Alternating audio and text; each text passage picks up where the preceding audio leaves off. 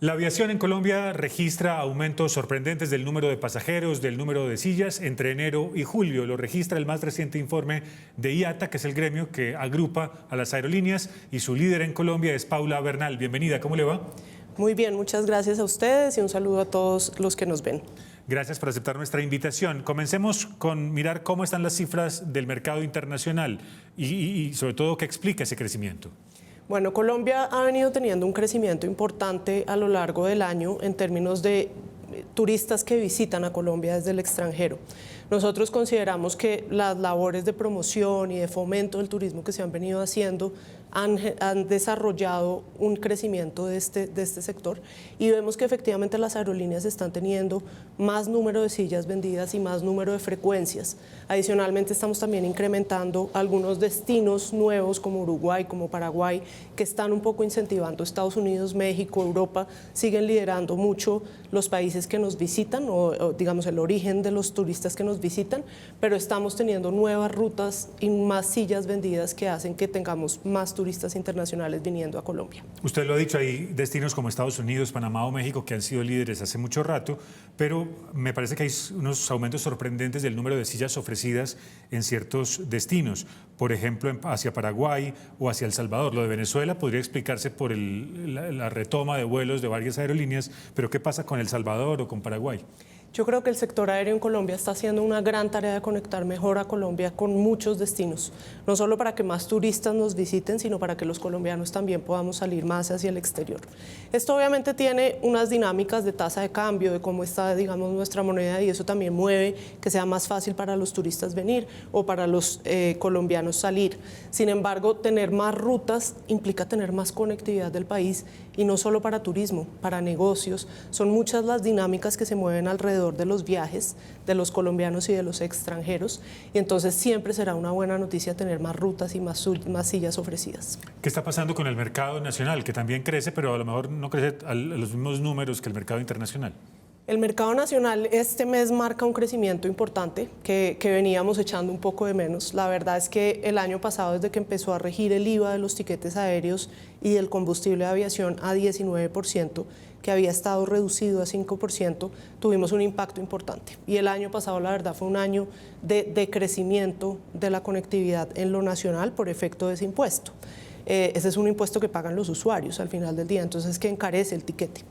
Entonces empezamos a observar un decrecimiento, digamos, de esos números. Este año estamos viendo con satisfacción que empieza a reaccionar afortunadamente el mercado doméstico. Creemos que para que ese crecimiento se sostenga y se potencialice es muy importante volver a revisar ese IVA de los tiquetes y del combustible de aviación. Este es el único servicio público que paga IVA de 19% en el tiquete, y es el único combustible industrial que también paga IVA de 19%. Entonces, para seguir trabajando en que este sector sea cada vez más democrático y más accesible, nosotros consideramos importante revisar nuevamente ese IVA. Sigamos en el mercado nacional. ¿Qué es lo que explica que unas aerolíneas salgan del mercado y, sin embargo, otras ingresen? Si la cosa no fuera tan atractiva, finalmente nos quedaríamos con unas pocas aerolíneas, pero uno ve un cierto dinamismo ahí. Colombia es un mercado muy atractivo para la industria aérea en términos generales, tanto en lo nacional como en lo internacional. Es un mercado bien competido y competitivo. Nosotros tenemos 6 aerolíneas haciendo trayectos nacionales en Colombia. Esa es una cifra muy importante. Hay países muy grandes como Estados Unidos que tienen 3 o 4 aerolíneas más en el mercado doméstico. Y para la región, digamos, es un número muy satisfactorio. Hay muchos países de nuestra región que tienen solo 3 aerolíneas operando el mercado doméstico, hay incluso un país que tiene una sola. Entonces, tener 6 aerolíneas muestra lo importante que es este mercado en Colombia y lo dinámico que es, como bien lo mencionaba. En lo internacional tenemos más de 50 aerolíneas viniendo a Colombia. Colombia tiene una ubicación geográfica privilegiada, tiene un número en población atractivo. Y además tenemos una particularidad. Este servicio en muchos casos no tiene un servicio sustituto o no tiene un servicio sustituto suficiente en cuanto a eficiencia, por ejemplo. Para los colombianos viajar a algunas partes de Colombia por otro medio o no hay. No tenemos, por ejemplo, transporte en tren, fluvial muy escaso. No, es que viajar de Medellín a Bogotá son 10 horas, o sea, Exacto. Es imposible. Carreteras muy largas y no hay otros medios de llegar a algunas regiones. Entonces, por eso este sector es muy dinámico y por eso las aerolíneas vienen a Colombia y encuentran en este mercado las condiciones para desarrollar un negocio. Pero hay una especie de concentración de esas actividades de los vuelos nacionales en Bogotá, Medellín, Cali, Barranquilla, y hay otras ciudades que dicen estamos desatendidos. ¿Eso ha empezado a cambiar? Ha empezado a cambiar. Nosotros vimos en este reporte, mostramos nuevos destinos, por ejemplo, Ipiales está creciendo en conectividad, La Macarena. Eso nos enorgullece y nos parece que es una buena noticia que los colombianos tengan más rutas a más destinos que queramos visitar. Porque hay una concentración, digamos, por diferentes factores, pero Colombia evidentemente tiene pues unos muy buenos aeropuertos en unas ciudades, pero no en todas las ciudades. Eso es propio del sector aéreo en Latinoamérica, digamos, es difícil pensar que en todos los rincones pueda haber un aeropuerto suficientemente grande o incluso pueda haber suficiente demanda para tener vuelos en aviones muy grandes. Eso, digamos, es una dinámica propia. En Colombia tenemos algunos retos de infraestructura, también de geografía incluso.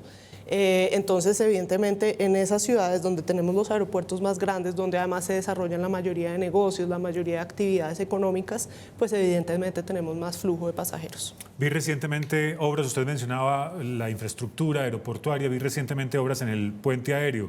¿Se sigue necesitando ampliar la terminal del Dorado? ¿Se quedó chiquito el Dorado para el movimiento de pasajeros? El Dorado actualmente tiene, digamos, en camino algunas obras.